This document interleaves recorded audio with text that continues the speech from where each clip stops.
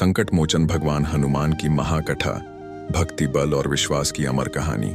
प्रस्तावना: जब जब इस संसार में भय, दुख, असहायता और संकट बढ़ता है, तब तब एक नाम स्वतः ही मन में गूंज उठता है, संकट मोचन हनुमान। वे केवल वानर नहीं, बल्कि भक्ति, पराक्रम, बुद्धि और त्याग की जीवंत मूर्ति हैं। कहा जाता है, नासय रोग हरय सब पीरा, जपत निरंतर हनुमत बीरा। आज की यह कथा केवल पौराणिक नहीं, बल्कि हर उस मनुष्य के जीवन से जुड़ी है जो किसी न किसी संकट से जूझ रहा है। अध्याय 1। अंजनी का तप और हनुमान का जन्म। त्रेता युग में अंजनी नाम की एक अप्सरा थीं, जिन्हें एक श्राप के कारण धरती पर जन्म लेना पड़ा। वे घोर तपस्या में लीन रहती थीं। उन्होंने वर्षों तक भगवान शिव की आराधना की। उनकी तपस्या से प्रसन्न होकर शिव जी प्रकट हुए और बोले, अंजनी, तुम्हारा पुत्र मेरे ही अंश से उत्पन्न होगा और संसार के संकटों का नाश करेगा।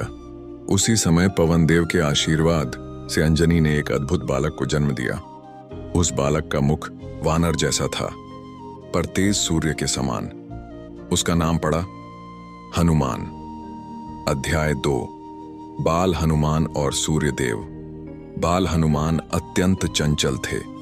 एक दिन उन्होंने आकाश में उगते सूर्य को लाल फल समझ लिया। मां, मुझे वह फल चाहिए। और देखते ही देखते वे आकाश की ओर उड़ चले।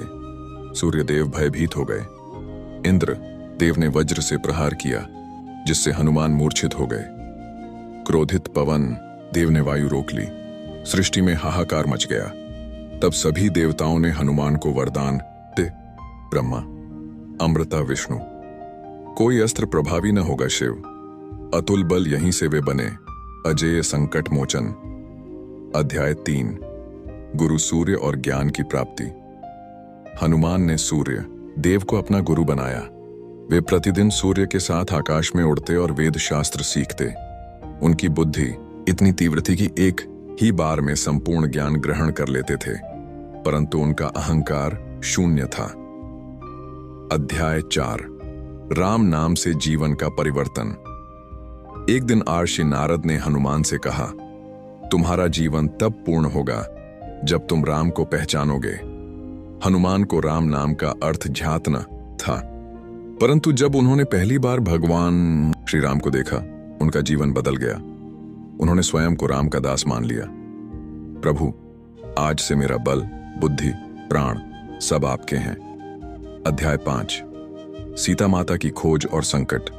मोचन रूप लंका में सीता माता अशोक वाटिका में कैद